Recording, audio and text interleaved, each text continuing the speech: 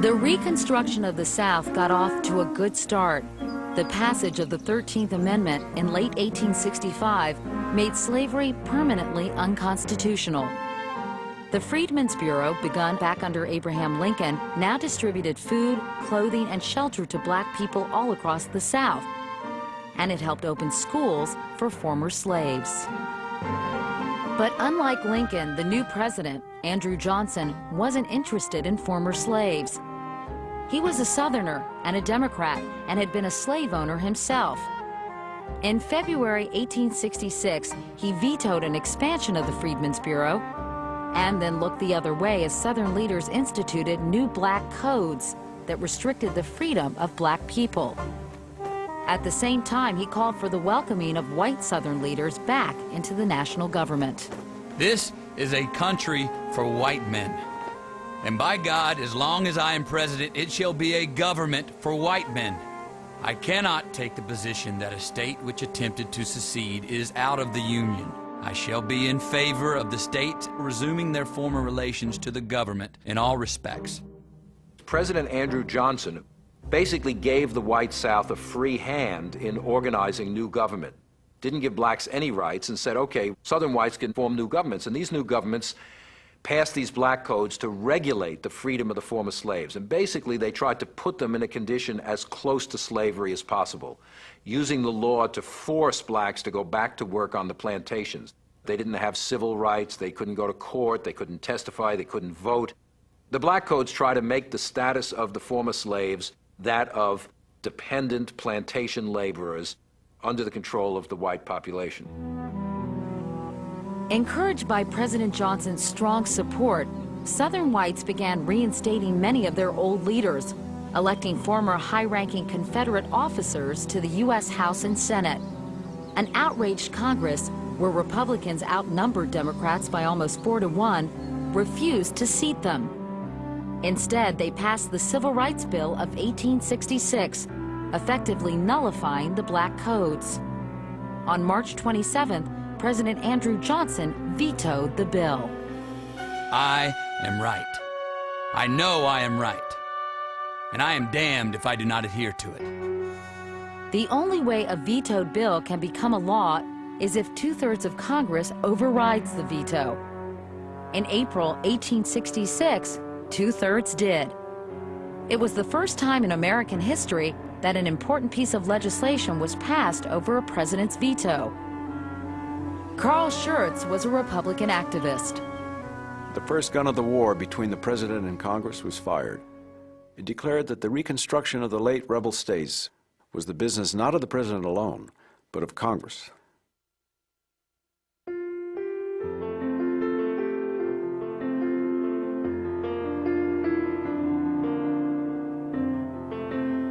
The Republicans in Congress who opposed President Johnson were led by Thaddeus Stevens.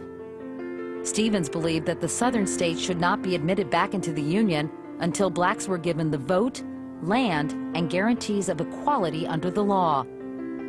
And he called for a total restructuring of Southern society. The foundation of their institutions must be broken and relaid, or all our blood and treasure has been spent in vain. In 1866, Congress wrote the 14th Amendment. It was the most important change made to the Constitution since the Bill of Rights, and it said that the states must provide equal protection under the law to all their citizens. No government can be free that does not allow all its citizens to participate in the formation and execution of her laws. Every other government is a despotism. In 1867, Congress took charge of Reconstruction, removing it from President Johnson's hands. It forcibly divided the South into military districts, then passed a sweeping reform bill. The Reconstruction Act of 1867 required each Southern state to write a new state constitution that reflected the amended U.S. Constitution. And it said that while many former Confederate leaders could not vote, all black men could. The act was widely embraced, as Harper's Weekly reported. Though the President sees in it the destruction of the Constitution and the end of civil liberty, the loyal American people see in it the salvation of the Constitution and the beginning of civil liberty. That is the meaning of the Reconstruction Act. For the first time in American history, blacks were now elected to political office. 16 African Americans were elected to Congress, representing almost every state of the former Confederacy. And in Mississippi, Hiram Revels became one of 2 black U.S. senators, taking the seat of the former Confederate president, Jefferson Davis. The day he was sworn in, the Senate galleries were packed, as a Philadelphia newspaper noted. Never since the birth of the Republic has such an audience been assembled under one single roof. It embraces the greatest and the least American citizens. As Hiram Revels walked down the aisle, everyone stood. Then slowly but steadily, people began to cheer.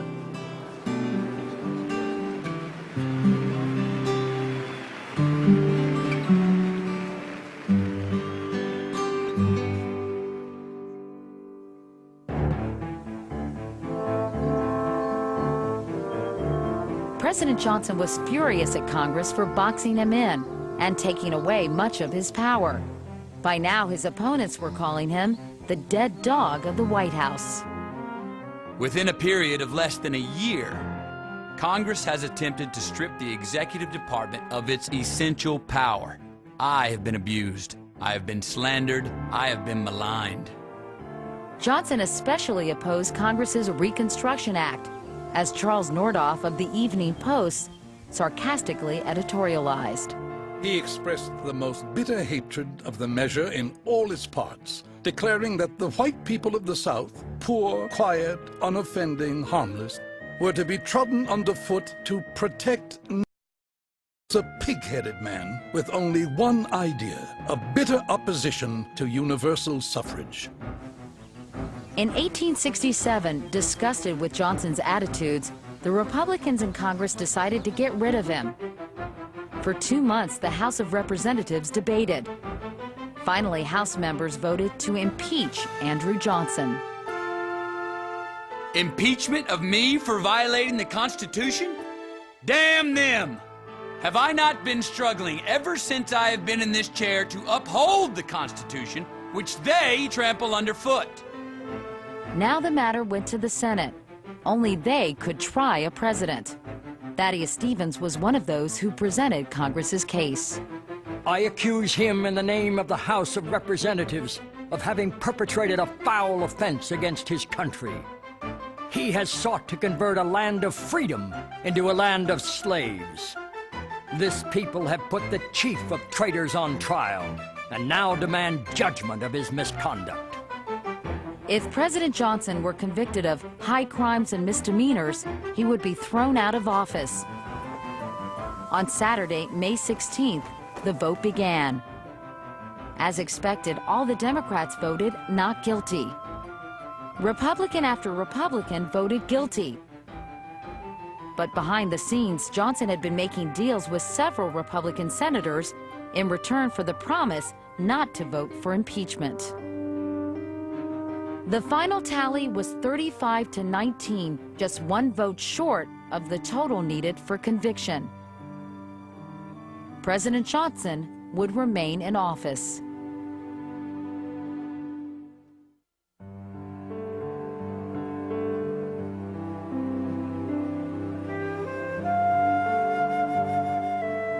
In 1869, the year after Andrew Johnson's acquittal, Congress passed the 15th Amendment. It gave black men the right to vote all across the country. In the South, social reforms were now spreading quickly. Black children were enrolling in 4,000 new public schools across the South. At least 9 black colleges were opened. State legislatures were being integrated. It was a civil rights revolution, and it was forced on the South by the Republican-controlled Congress, as Carl Schurz explained. The Republic emancipated the slaves and promised them freedom forever. The protection of their rights is therefore a matter of duty. This duty will present itself again and again in legislation directly interfering with the Southern states. For the Southern people deluded by false hopes, are still struggling to restore the old order of things.